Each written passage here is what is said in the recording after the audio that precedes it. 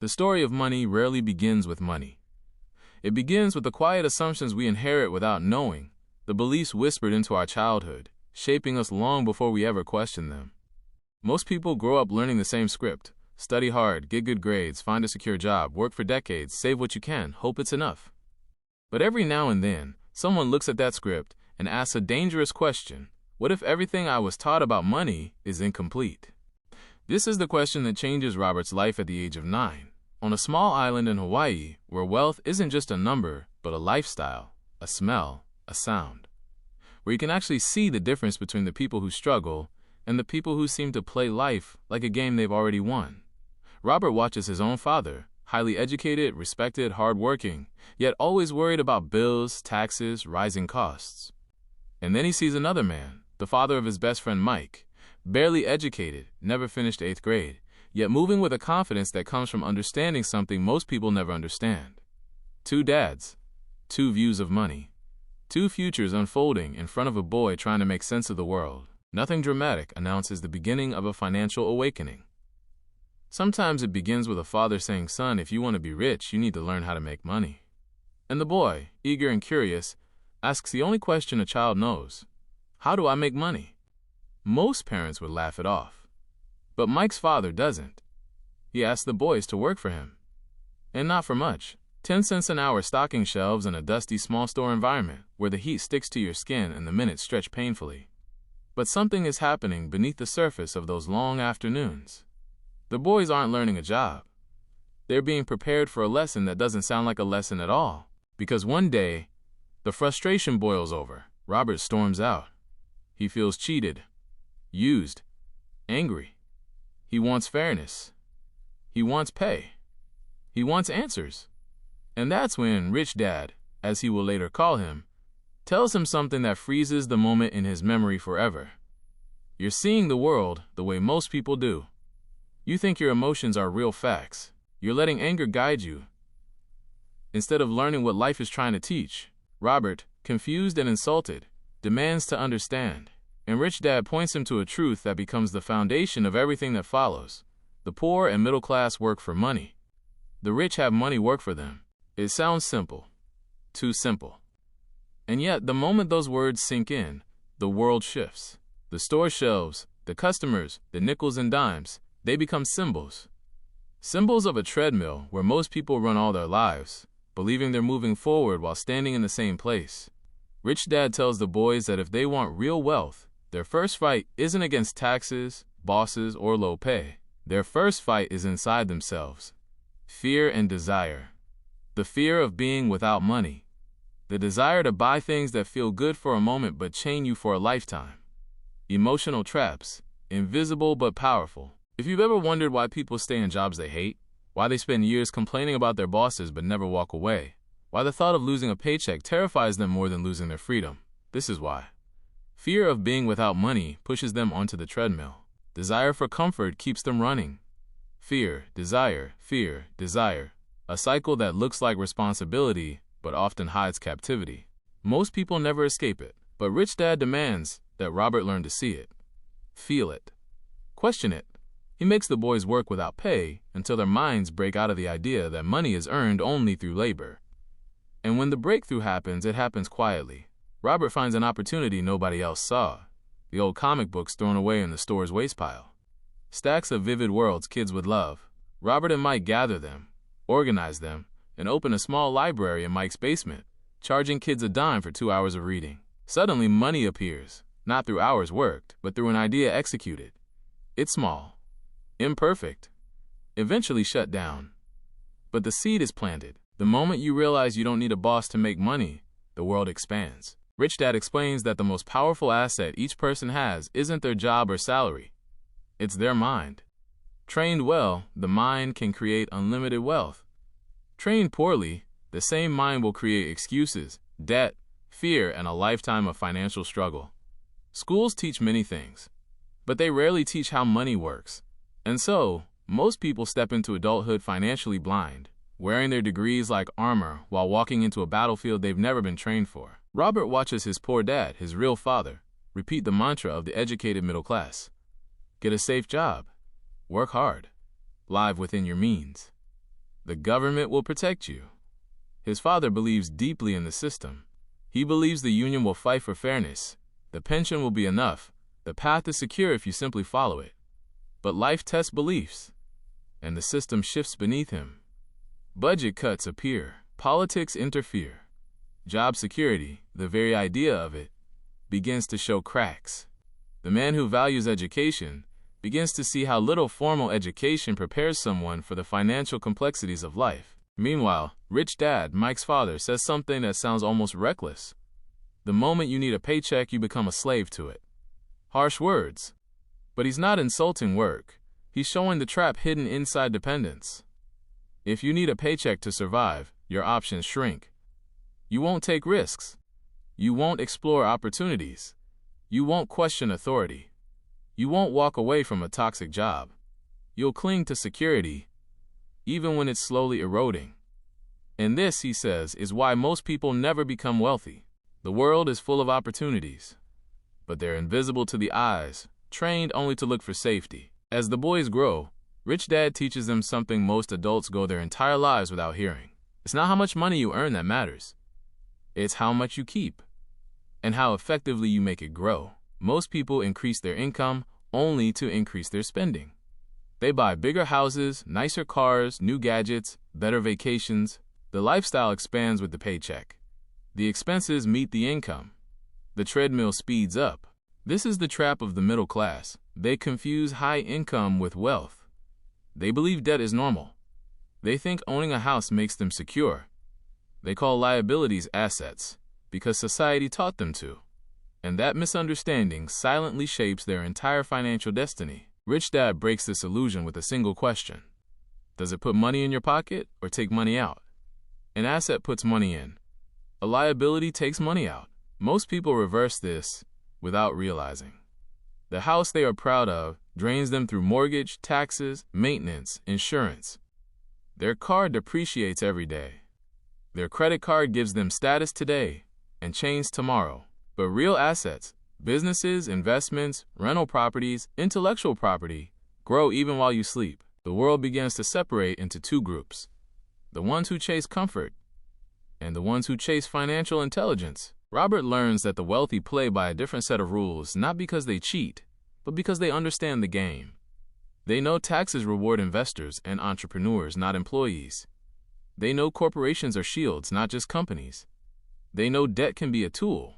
They know opportunities appear to those who can recognize patterns, read numbers, and manage risk without panic. This knowledge doesn't come from school textbooks. It comes from observation, mentorship, and the willingness to step into discomfort repeatedly. As Robert grows older, the lessons intensify. Rich Dad teaches him that opportunities often come disguised as problems. Most people complain. The wealthy analyze. Most people fear risk.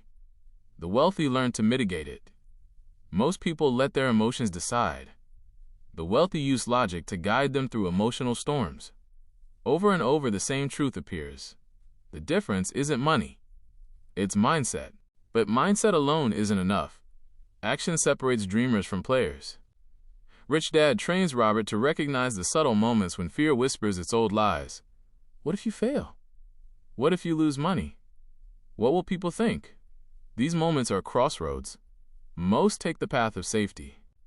A few take the path of learning. And those few eventually walk into a life the others call lucky. Luck, as Rich Dad explains, is what happens when preparation meets opportunity. And preparation begins with understanding how money actually works. Robert begins to watch the world through new eyes. He sees people lining up for sales believing they save money by spending it. He sees families fighting over debts. He sees workers terrified of losing jobs they secretly resent. He sees professionals earning six figures, yet drowning in loans. He sees that the system rewards those who take control of their financial education and punishes those who assume someone else will protect them. A quiet urgency grows inside him. Because once you see how the system works, you also see its silent consequences. Generations repeating the same mistakes, families trapped, dreams postponed year after year, confidence eroded by fear hidden behind smiles. But Rich Dad offers a way out, not a shortcut, not a trick, a shift, a rewiring of how the mind interacts with money, opportunity, and risk. A shift from earning to building, from spending to investing, from working for money to letting money work for you. And as Robert stands between two father figures, one with degrees and a stable salary, the other with street wisdom and growing wealth, he begins to understand the deeper conflict inside every person. The educated self versus the entrepreneurial self, the secure path versus the free path, the familiar versus the possible. The story that unfolds from here is not about becoming rich quickly. It's about becoming aware of how money influences choices, how jobs shape identity, how fear dictates destiny, how the lack of financial education is not a personal failure, but a cultural one passed down silently. But awareness is only the first act. Ahead lies transformation, hard lessons, new strategies, dramatic shifts in thinking. A journey through the mechanics of wealth building most people never see from the outside. And as we step deeper into that world, we discover the mindset that not only builds wealth but sustains it. The farther Robert moves into adolescence, the more he realizes that the lessons shaping his mind are not the ones most people ever hear. His friends talk about grades, school clubs, and summer jobs. His teachers speak of scholarships and secure futures. His classmates joke about becoming doctors, lawyers, or engineers, not because they truly desire it, but because those careers sound safe, prestigious, predictable. Yet Robert moves through these hallways with a quiet secret. He is learning a completely different curriculum, one that exists far beyond the walls of any classroom. Rich Dad becomes his compass during this time, guiding him not through memorized formulas, but through experiences that test the mind under pressure. And pressure arrives early. At one point, Rich Dad deliberately puts Robert in situations where he must face rejection, discomfort, and confusion. Many adults would see this as harsh, but Rich Dad knows something school rarely teaches. Discomfort is the birthplace of clarity. If you only learn when life feels easy, you'll never learn what actually matters. One afternoon, Rich Dad invites Robert and Mike to sit with him during a meeting. They watch as he negotiates with a banker, calmly steering the conversation while the banker, an authority figure in most people's eyes, listens with surprising respect. Robert sees something unfamiliar. Wealth isn't loud. It isn't boastful. It moves with quiet power, the kind that comes from understanding how the world functions behind the curtain. Rich Dad doesn't dominate the room, he directs it. Not because he's trying to impress anyone, but because he knows the language of money, a language the boys are slowly learning. The meeting ends, and Rich Dad asks a seemingly simple question. What did you notice? Robert mentions the banker's suit, his briefcase, the polished language he used. But Mike, who has spent more time observing his father's world, says something deeper. The banker seemed nervous. Rich Dad smiles. Exactly. Most people think the rich fear the bank, but the wise understand that money flows toward those who know how to manage it, and away from those who fear it. Robert begins to understand why financial intelligence is more valuable than raw income. If you give someone without financial education $1 million, they will lose it. If you give someone with financial intelligence $1,000, they will grow it. The difference lies not in resources, but in understanding. This becomes clear as Rich Dad teaches the boys the foundations of the financial statement. Not the kind taught in business school, but the simple language of assets and liabilities. Most adults panic when they see a spreadsheet, intimidated by the symbols and lines. But Rich Dad strips away the complexity, revealing the pattern underneath. Assets put money into your pocket. Liabilities take money out. Wealthy people buy assets. Struggling people buy liabilities they believe are assets. This misunderstanding quietly directs the life trajectory of millions. Robert watches his poor dad, his real father, become trapped in this misunderstanding. Poor Dad believes buying a house is the ultimate sign of financial stability. He believes promotions are the key to security. He believes working harder will eventually solve money problems. But year after year, he becomes more stressed, more burdened by bills, more tangled in responsibilities that seem to grow faster than his income. Robert witnesses this with a mix of love and concern, realizing that even brilliant minds can struggle financially when they misunderstand how money flows. Rich Dad explains why this happens. Schools train people to be employees, not owners. They teach people to depend on a paycheck, not build streams of income. They fill minds with information, not financial intelligence. It's not an insult, but an observation. A pattern. And once you see the pattern, it becomes impossible to unsee. To deepen the boys' understanding, Rich Dad exposes them to real-life situations. At one point, he takes them to see one of his small apartment buildings.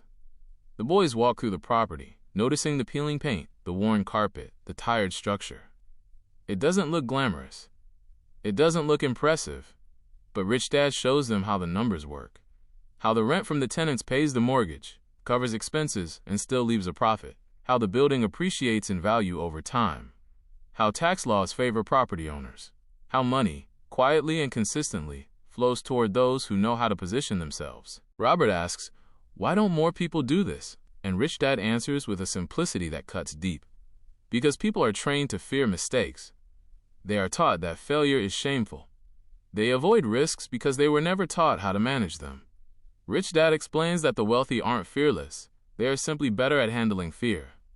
They analyze. They prepare. They take action while others remain frozen. Fear is the invisible enemy of financial growth, not the dramatic fear we see in movies, but the quiet, everyday fear of losing money, looking foolish, or making the wrong decision. This fear shapes careers, marriages, loans, and life choices. It keeps people working jobs they don't like, buying things they don't need, and pretending everything is fine even when they feel trapped.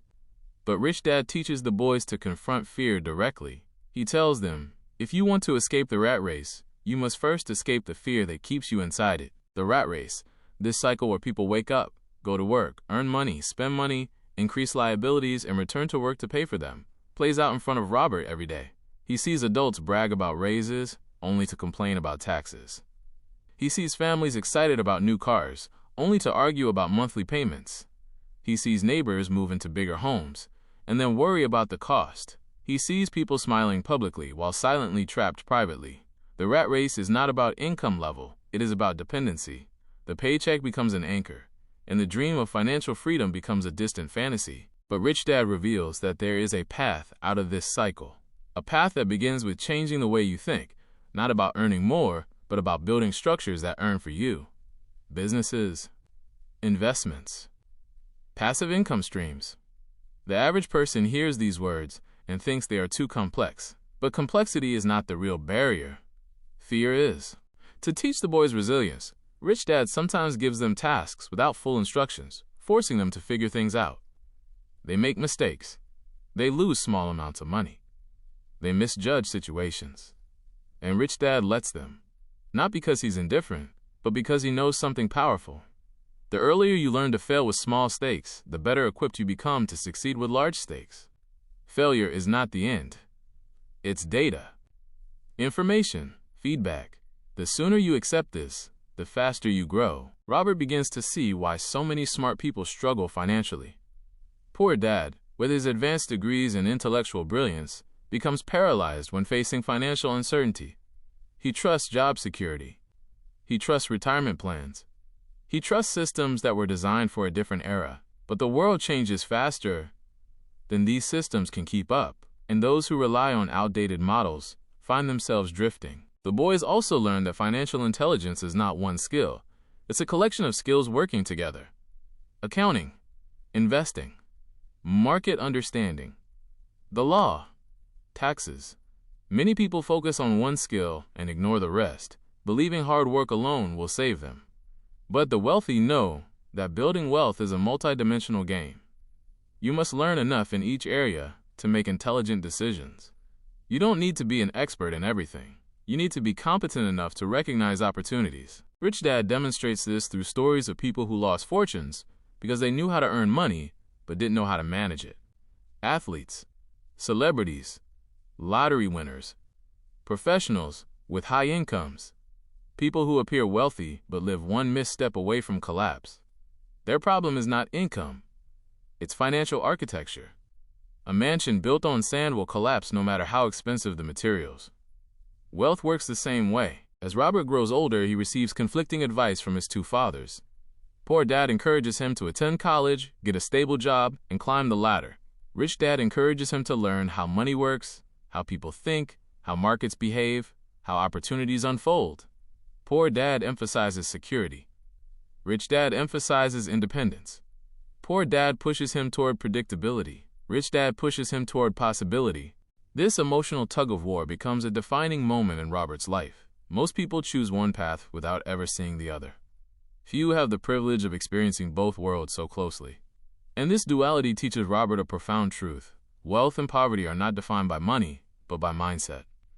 Poor Dad sees job security as the ultimate goal. Rich Dad sees job security as the biggest trap. Poor Dad believes the government will provide safety. Rich Dad believes safety comes from knowledge and action. Poor Dad minimizes risk. Rich Dad manages it. Yet neither man is wrong. They simply operate from different belief systems. And this is what makes the lesson so powerful. Because as the audience, we see ourselves reflected in both fathers. We see our fears in Poor Dad. We see our ambitions in Rich Dad. And the tension between these two voices is the tension inside every person who dreams of a better financial future. To understand this more deeply, Rich Dad exposes Robert and Mike to real-life examples of how the wealthy think differently. When property values drop, most people panic. The wealthy look for deals. When money becomes tight, most people reduce investments. The wealthy increase them strategically. When the economy shifts, most people freeze. The wealthy adapt. The difference is not that the wealthy don't feel fear. They simply don't obey it. One day, Rich Dad challenges Robert to take a financial action with real stakes. The details are small, but the lesson is large. The moment you take responsibility for your financial outcome, you separate yourself from the crowd. The moment you stop blaming your job, your boss, the economy, or your upbringing, you reclaim your power. Most people never take this step. They outsource responsibility. But Rich Dad demands ownership. This is where Robert experiences one of the pivotal lessons of his youth. Working harder is a trap when you don't understand how money flows. If your financial path depends on exchanging hours for money, you can never scale.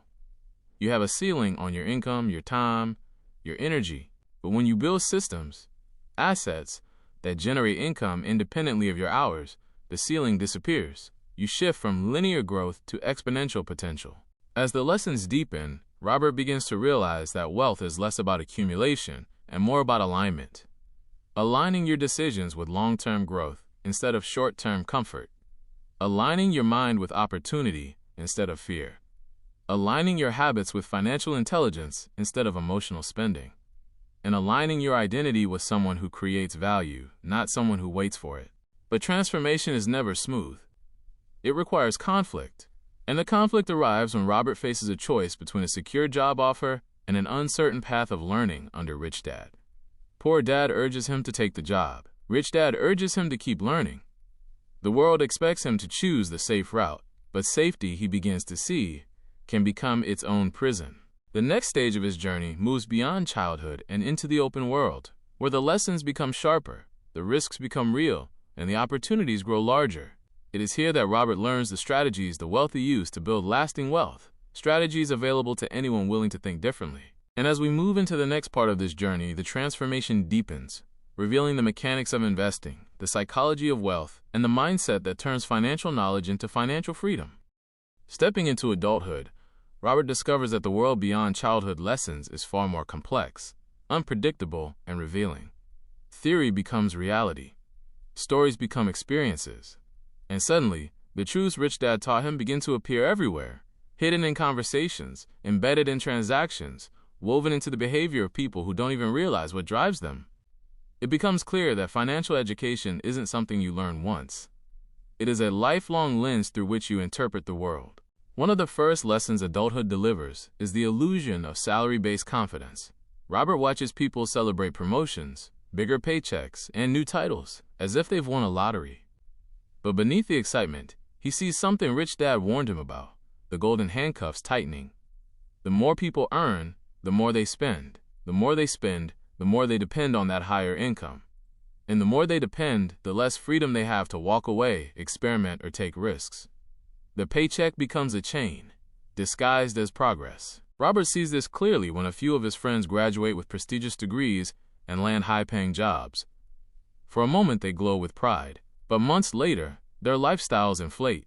They upgrade their apartments, buy new clothes, finance cars, dine out frequently, and enjoy the rush of feeling successful. But this rush is expensive. And soon, the pressure creeps in. Bills grow, responsibilities expand, and fear of losing the job begins to outweigh the desire for freedom. They earn more, but feel less secure. This is the rat race in its purest form, a treadmill fueled by desire and stabilized by fear. The world applauds it. But Rich Dad taught Robert long ago that applause is not the same as freedom. In fact, it often distracts from the truth. Robert chooses a different path.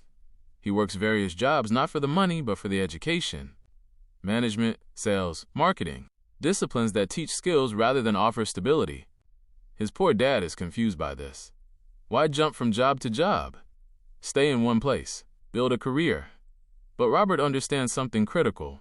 Skills build wealth, not job titles. The world rewards those who combine multiple forms of intelligence, not those who specialize so narrowly they become dependent on one source of income. One of the most transformational skills he learns during this time is the ability to sell. Selling is not manipulation, as many people believe, but communication, influence, the ability to convey value. It is a skill that helps in business, relationships, partnerships, leadership, and investing. And yet, most people avoid it because it feels uncomfortable. Rich Dad explains why. People fear rejection more than they fear being broke. This simple insight becomes a turning point. Financially intelligent people confront discomfort. Financially struggling people avoid it. As Robert builds his foundation, Rich Dad reveals one of the most powerful concepts in the entire journey. The wealthy don't work for money. They acquire assets that generate money. But this time, the lesson moves beyond ideas. It becomes mechanical, strategic, actionable. Rich Dad introduces Robert to the cash flow quadrant, not in charts or diagrams, but in philosophy. There are 4 ways people earn money. As employees who exchange time for a salary. As self-employed individuals who own their jobs. As business owners who build systems. And as investors who grow wealth through assets. Most people spend their whole lives in the first 2 quadrants. The wealthy build their lives in the last 2.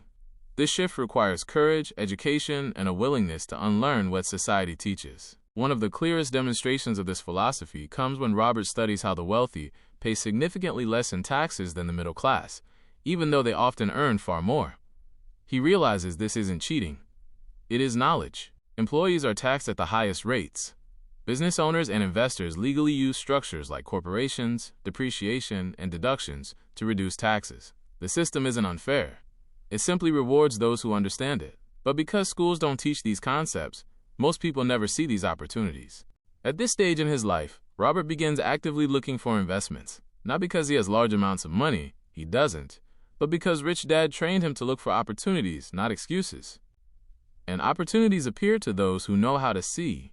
He starts with small real estate deals, properties others overlook, buildings that seem unremarkable. He analyzes cash flow, expenses, potential returns. He negotiates. He experiments. He makes mistakes. And he learns with every step. One of his first wins comes from a small property that generates a cash flow of $80 per month. Small, but meaningful. Because it proves the concept. Money is now working for him. The moment you earn your first dollar without working for it, something shifts inside you forever. Robert continues to build. And he begins to notice a pattern. Most people miss opportunities not because they lack money, but because they lack information. They don't read market trends. They don't study neighborhoods. They don't learn the language of investors. They aren't even looking. Meanwhile, the wealthy invest precisely when others are too scared to act. They buy when the market dips. They expand when others contract. They accumulate assets while the world is distracted by fear. But financial intelligence is more than market knowledge. It's emotional mastery. Robert sees this clearly when he starts buying properties that require negotiation. Some deals fall apart. Some succeed. But every conversation reveals something about human behavior. Sellers who panic lower their price. Buyers who fear missing out overpay. Investors who get greedy overlook risk. Investors who get fearful miss opportunities. Emotions, not logic, drive most financial decisions. Rich Dad teaches him to stay calm in chaos, to make decisions with clarity rather than impulse, to study numbers instead of headlines, to take calculated risks instead of reckless ones, and most importantly, to know when to walk away. Sometimes, the best deal is the one you don't take. As Robert sharpens his financial instincts, he begins to understand the deeper psychology behind wealth. Money doesn't change who you are, it amplifies who you are. If you lack discipline, more money creates more chaos. If you lack financial education, more money creates bigger mistakes. But if you cultivate intelligence, more money expands your freedom, your impact, your ability to build and support others. Meanwhile, he watches poor dad struggle with something many people face. the belief that education should lead to financial stability. Poor dad works tirelessly, earns promotions, achieves status, but remains financially stressed. Taxes rise. Expenses rise. The government restructures. Retirement plans lose value. Robert loves his father deeply, but he sees the painful truth. A secure job is not financial security. It is temporary stability built on a foundation of dependency. Rich Dad contrasts this by showing Robert that security comes from adaptability, not comfort. From learning how money moves, not hoping a system will protect you. From building assets that survive economic changes, not depending on a single employer. This realization becomes even more profound when Rich Dad introduces him to the concept of paying yourself first. Most people pay bills first, then spend, then save whatever is left, usually nothing. But wealthy individuals set aside money for investing before anything else. It sounds irresponsible. It sounds risky. Some even call it selfish. But it forces discipline. It forces creativity. It forces you to build assets instead of excuses. When Robert practices this, something surprising happens. Sometimes he struggles to pay bills. Sometimes creditors call. Sometimes pressure builds. But instead of panicking, he does what Rich Dad taught him. He finds solutions. He sells something he doesn't need. He works harder temporarily. He looks for small opportunities to generate extra cash. He refuses to break the pattern. And over time, this discipline becomes a powerful engine for growth. Through these experiences, the difference between the two fathers becomes clearer than ever. Poor dad believes money is scarce. Rich dad believes money is abundant. Poor dad values credentials. Rich dad values skills. Poor dad avoids mistakes. Rich dad learns from them. Poor dad sees risk as danger. Rich dad sees risk as opportunity. These contrasting views shape every decision, every outcome, every path. As Robert begins to succeed with investments, people around him react in predictable ways. Some say he is lucky. Some say he must have had connections.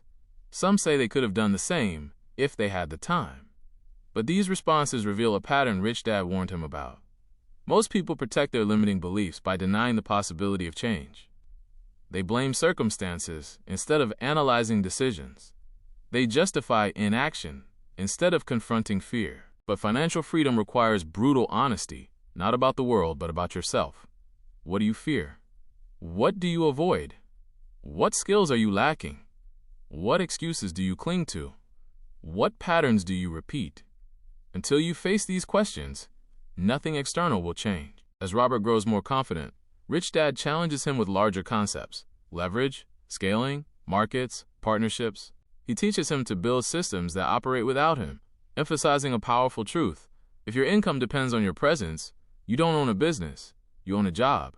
And jobs, no matter how high-paying, do not create freedom. This leads Robert into the world of entrepreneurship, where he discovers how business owners think differently. They don't ask, "Can I afford this?" They ask, "How can I afford this?" They don't fear competition. They study it. They don't gamble. They calculate. They don't wait for opportunity. They create it. But the most critical lesson Rich Dad teaches him at this stage is not about money. It is about self-control. Emotions drive markets. Emotions destroy wealth. Emotions create fear, greed, hesitation, and desperation. If you cannot manage your emotions, you cannot manage money. And if you cannot manage money, money will manage you. This is why most people, when they get a raise, immediately upgrade their lifestyle. It feels good. It feels deserved. But Rich Dad calls this the emotional spending trap, a cycle that steals tomorrow's freedom to pay for today's comfort. And the world encourages this cycle because emotional consumers fuel the economy. But intelligent investors fuel their future. As the years pass, the contrast between Robert's two father figures becomes a mirror, reflecting the choices everyone must eventually make. Which beliefs to follow, which fears to confront, which habits to build, which opportunities to pursue. And this internal shift, this transformation, is what sets the stage for the most powerful lessons of all. Lessons about building generational wealth. Lessons about multiplying money instead of merely earning it. Lessons about designing a life where freedom is not a dream, but a structure built deliberately. The story now moves toward the final act, where clarity turns into action, strategies become systems, and the path to financial freedom becomes undeniable. As Robert enters the final stage of his financial awakening, the ideas Rich Dad taught him begin to crystallize into something bigger than strategies or techniques. They become a philosophy, a way of moving through the world, a way of reading opportunities hidden in plain sight, a way of understanding that wealth is not a destination but a consequence, a natural result of how you think, how you act, and how you respond to the invisible forces that shape financial reality. He now sees money differently than almost everyone around him, not as something to chase, but something to attract. Not as a prize, but as a tool. Not as a measure of identity, but as a reflection of decisions. And the more he studies the wealthy, the more he realizes that they are rarely the smartest or most gifted. They are simply the most financially awake. They understand the game, while others are unaware they are even playing. This awareness deepens when Robert encounters people who achieved temporary success but couldn't maintain it. He meets individuals who earn high incomes yet live paycheck to paycheck. People who start businesses but collapse under pressure. People who invest without understanding and lose everything. He sees athletes who sign multi-million-dollar contracts yet retire broke. Entertainers who earn fortunes yet drown in debt. Entrepreneurs who grow too fast and implode. Their downfall is not lack of opportunity, it is lack of financial foundation. Rich Dad predicted this long ago. A fool and his money are soon parted, he would say. But a wise person and their money grow together. Financial intelligence is not a luxury, it is a necessity. And without it, even wealth becomes a liability. To build wealth that lasts, Robert learns he must master 4 pillars: the ability to recognize opportunities, the discipline to act on them, the skill to manage them, and the emotional strength to sustain them. Each of these pillars becomes a chapter of experience in his life. The ability to recognize opportunities begins with observation. Robert trains himself to see patterns others ignore. When a neighborhood declines, most people avoid it. Robert asks why. When a business struggles, others see risk. Robert sees potential. When the market crashes, most panic. Robert studies. This mindset doesn't guarantee success in every situation, but it guarantees learning. And learning compounds faster than money. The discipline to act begins with courage, not reckless courage, but informed courage. The kind that grows from knowledge. The kind that pushes you to make moves even when fear whispers its familiar stories. Every deal Robert makes strengthens this muscle. He learns that hesitation is expensive. Indecision costs more than mistakes. Because mistakes teach, hesitation teaches nothing. The skill to manage opportunities comes from experience. But experience doesn't come from waiting. It comes from doing. Every property he buys, every business he starts, every investment he tests becomes a class in the real school of money. And unlike traditional school, this one gives immediate, honest feedback. Success validates strategy. Failure exposes flaws. Both are priceless, but the 4th pillar, the emotional strength, is the most difficult. It requires humility, calmness, patience, clarity under pressure, the ability to stay steady when others are panicking, the ability to walk away from a deal even when excitement urges you forward, the ability to resist flashy distractions, the ability to hold on to a long-term vision when short-term discomfort screams loudly. As Robert's wealth grows, these emotional challenges become even more intense. The stakes rise. The decisions become heavier. And fear evolves, no longer the fear of being broke, now the fear of losing what has been built. Rich Dad warned him of this too. The higher you climb, the stronger the winds. But if your foundation is solid, you won't fall. And that foundation is financial education. Over time, Robert begins to replicate Rich Dad's blueprint. Income from properties. Income from businesses. Income from investments. Streams flowing consistently, regardless of his labor. This is the essence of financial freedom. Not having enough money to never work again, but having enough income to choose how you spend your time. Freedom is the capacity to direct your own life. Money is the tool that amplifies that capacity.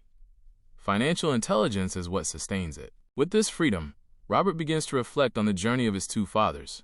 Poor Dad, brilliant yet financially constrained, shaped his empathy. Rich Dad, blunt yet empowering, shaped his understanding. Both men, in their own way, molded his destiny. And in this reflection, Robert realizes the deeper message behind their contrasting lives. Poverty is not a lack of money. It is a lack of financial education. Middle-class struggle is not caused by laziness. It is caused by dependency. Wealth is not created by luck. It is created by literacy, financial literacy. But financial literacy extends beyond buying assets. It includes understanding why people make the decisions they make, why they stay in jobs they dislike, why they avoid investing, why they justify debt, why they cling to comfort, why they fear change. Money is psychological before it is practical. And unless the mind changes, the bank account won't. This is why the wealthy think differently. They value learning more than security. They value growth more than comfort. They value assets more than status. They value long-term results more than short-term pleasure. They value courage more than opinion. These values shape every financial action they take. Robert also notices something surprising. Wealthy people talk about money. They discuss investments, markets, opportunities, failures, taxes, systems. Not to brag, but to learn. Meanwhile, people who struggle financially avoid talking about money. It makes them uncomfortable. They fear sounding ignorant. They fear judgment. They fear confronting their own habits. Silence protects ignorance. Conversation grows intelligence. As Robert grows spiritually, mentally, and financially, he begins teaching others the same lessons. But he quickly learns that most people want the rewards without the discomfort. They want wealth without risk. They want assets without discipline. They want freedom without sacrifice. They want new results without new mindsets. They want promises, not principles. But principles are what change lives. And the principles Rich Dad taught him are not complicated. They are simple, but they require courage. Because simplicity does not mean ease. Simplicity means clarity. And clarity forces choice. Do you buy liabilities that impress others, or assets that free you? Do you let fear stop you, or guide you? Do you work for money, or does money work for you? Do you repeat your parents' beliefs, or build your own? Do you prioritize security, or opportunity? Do you consume, or create? Do you avoid mistakes, or learn from them? Do you talk about dreams, or build systems? Each of these questions is a doorway. And the path you choose determines the life you create. As the narrative moves toward its resolution, Robert turns his attention to something bigger than personal wealth, the idea of creating impact. Generational wealth. Educational change. A world where financial literacy is not reserved for a few, but available to all. A world where children grow up understanding the basics of money, assets, liabilities, taxes, and investments. A world where fear no longer dictates financial destiny. But to achieve this, individuals must first take responsibility for their own financial transformation. Change begins not with society, but with the self. And transformation begins with awareness, followed by execution, reinforced through discipline. At this point, the script moves into a quiet but powerful moment, a shift from storytelling to personal introspection. Because Rich Dad, Poor Dad is not just a book about money. It is a mirror, a challenge, a wake-up call, a reminder that financial freedom is not an accident. It is a design, and within that design comes the practical application, the daily steps that turn knowledge into results. You begin by studying your own financial statement, even if you've never made one before. You list your income, your expenses, your assets, your liabilities, not in a spreadsheet, but in awareness. You confront what is draining you. You identify what can grow. You stop calling liabilities assets. You stop lying to yourself financially. Then you start learning, consistently, deliberately. Books, videos, conversations, mentorship, not entertainment disguised as knowledge, but real financial education. The kind that challenges your assumptions. The kind that reveals your blind spots. You develop the habit of paying yourself first, even if the amount is small, even if it feels irresponsible, even if pressure builds. Because discipline is born in discomfort, and assets are built from discipline. You begin looking for opportunities rather than excuses.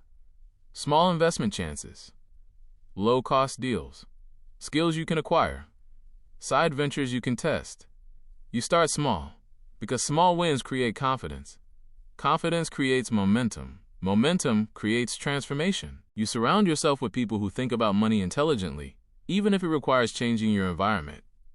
Conversations shape identity, and identity shapes reality. You practice managing your emotions, fear, greed, impatience, insecurity. You learn to breathe when others panic. You learn to wait when others rush. You learn to build when others doubt. You commit to the long-term game. Wealth is rarely explosive. It is gradual, consistent, strategic. You learn to love the process more than the results, because the process creates the person capable of holding the results. And then, one day, something shifts. You notice bills no longer control you. You notice opportunities appearing more frequently. You notice confidence replacing fear. You notice your money working without your presence. You notice that you have stepped out of the rat race, not through luck, but through literacy. This is the moment Rich Dad prepared Robert for. And this is the moment every viewer listening to this story is capable of reaching.